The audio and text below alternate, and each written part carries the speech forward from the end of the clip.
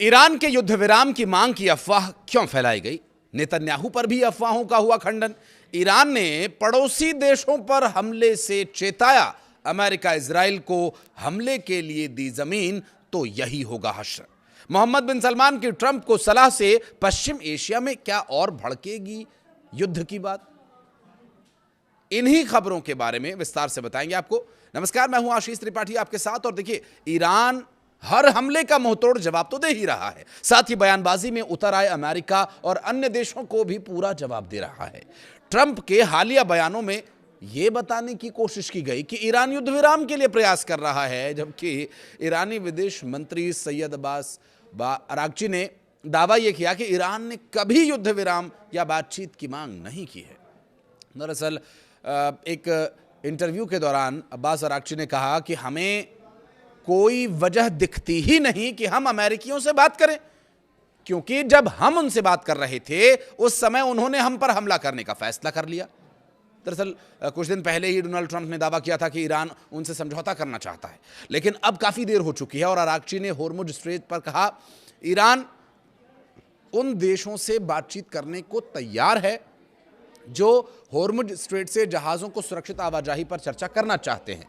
कई देशों ने ईरान से संपर्क भी किया ताकि उन्हें होर्मुज स्ट्रेट से सुरक्षित रास्ता मिल सके, जिसमें भारत भी एक है। उन्होंने यह भी बताया कि ईरान की न्यूक्लियर फैसिलिटीज अब मलबे में दब चुकी हैं। फिलहाल उन्हें वापस बनाने का कोई कार्यक्रम या योजना नहीं है। अगर इजरायली प्रधानमंत्री बेंजामिन नेतन्याहू जिंदा हैं तो उनका पीछा कर उन्हें मार डालेंगे। यह बयान भी आया था, जिसमें आईआरजीसी ने नेतन्याहू को बच्चों का हत्यारा बताया। और ईरान की सरकारी न्यूज़ एजेंसी इरना ने एक सोशल मीडिया पोस्ट में इस बात की जानकारी दी। तो वहीं दक्षिण अफ्रीका में ईरानी दूतावास ने एक सोशल मीडिया पोस्ट में लिखा, इससे बिल्कुल भी फर्क नहीं पड़ता कि नेतन्याहू जिंदा हैं या मारे जा चुके हैं। एक मिनाबी लड़की के बाल का एक भी रेशा उनके पूरे वजूद से कहीं ज्यादा कीमती है।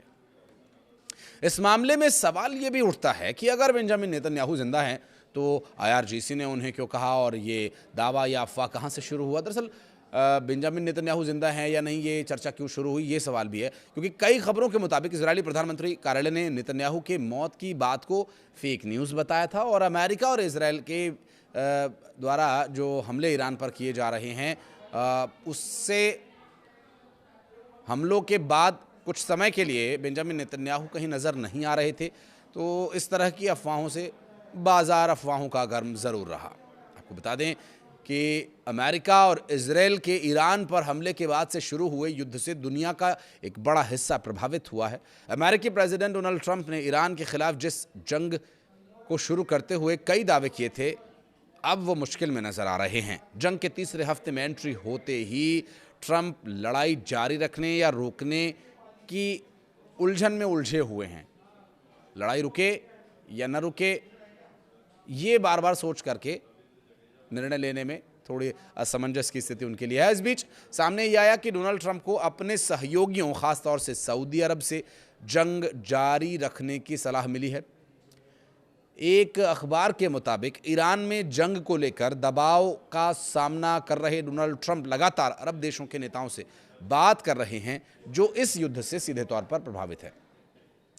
दरअसल ईरान ने सऊदी अरब, कतर, बहरीन, कुवैत जैसे देशों में अमेरिकी सैन्य ठिकानों को ज़बरदस्त तरीके से निशाना बनाया। ट्रंप को इन देशों से लगातार सलाह भी मिल रही है। ख़ासतौर से सऊदी के क्राउन प्रिंस मोहम्मद बिन सलमान ने डोनाल्ड ट्रंप से बात की और जिसने कथित तौर पर युद्ध के समर्थन में रिपोर्ट में दावा किया है।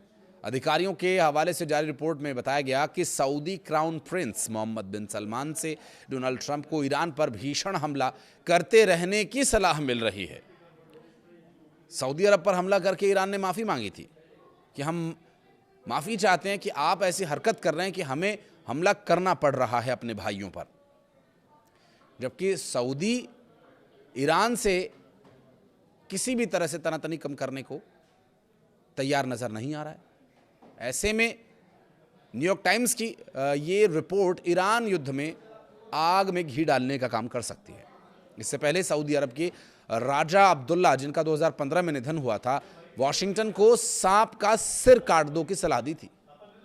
व्हाइट हाउस के अधिकारियों का कहना है कि डोनाल्ड ट्रंप ने 4 से 6 हफ्ते तक लड़ाई चलने की बात कही थी। इसका मतलब है कि जब ट्रंप मार्च के अंत में चीन की अपनी बहुप्रतीक्षित यात्रा पर जाएंगे तब भी युद्ध जारी रहने की संभावना, और यह यात्रा मूल रूप से व्यापार और सुरक्षा के मुद्दों पर केंद्रित होने वाली थी। लेकिन अब बीजिंग शिखर सम्मेलन में युद्ध का मुद्दा ही हावी रहेगा। अधिकारियों का कहना यह है कि ईरान की न्यूक्लियर फैसिलिटीज पर कब्जे और तेहरान में बदलाव के लिए जमीन पर सेना का उतरना जरूरी लगता है। हालांकि ये आसान नहीं है। ईरान में निरंतर सैन्य उपस्थिति की आवश्यकता की बात कही जा रही है, लेकिन ट्रंप इस पर आगे बढ़ते हुए नजर नहीं आ रहे हैं।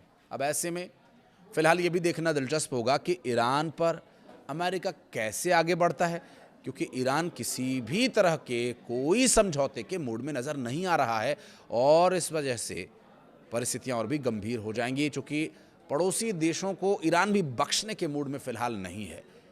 ये वो पड़ोसी देश हैं जो अमेरिका और इजराइल को अपनी जगह मुहैया करा रहे हैं और कह रहे हैं ईरान को मारो, और जबकि अमेरिका इन देशों के लिए जिन्हें ये ज़मीन दे रहे हैं कितना भला कर रहा है उनका, ये पूरी दुनिया देख रही है। क्या ये बात उन्हें समझ में नहीं आ रही है? लेकिन जिस तरह की परिस्थितियां बनी हुई हैं, फिलहाल पश्चिमी एशिया में हालात शांत होते नजर नहीं आ रहे हैं। आप कुछ कहना चाहें तो बताइएगा कमेंट सेक्शन में। वीडियो को यहां तक देखने के लिए बहुत धन्यवाद।